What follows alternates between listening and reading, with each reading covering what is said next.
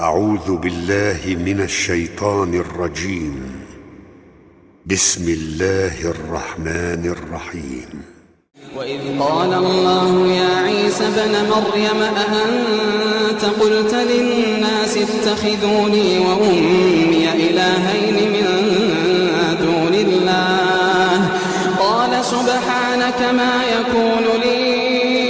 أن أقول ما ليس لي بحق إن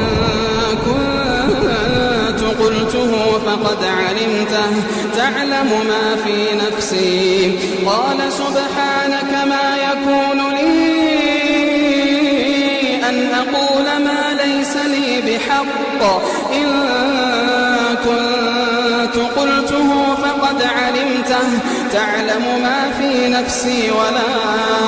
أعلم ما في نفسك تعلم ما في نفسي ولا أعلم ما في نفسك إنك أنت علام الغيوب ما قلت لهم إلا ما أمرتني به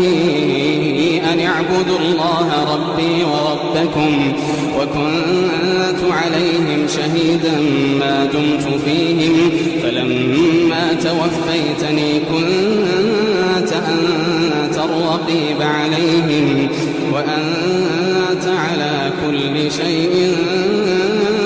شهيد إن تعذبهم فإنهم عبادك إن تعذبهم فإنهم عبادك وإن تغفر لهم فإنك أنت العزيز الحكيم إن تعذبهم فإنهم عبادك وإن تغفر لهم فإنك أنت العزيز الحكيم قال الله هذا يوم ينفع الصادقين صدقهم لهم جنات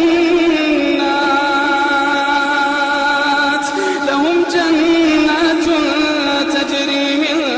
تحتها الأنهار لهم جنات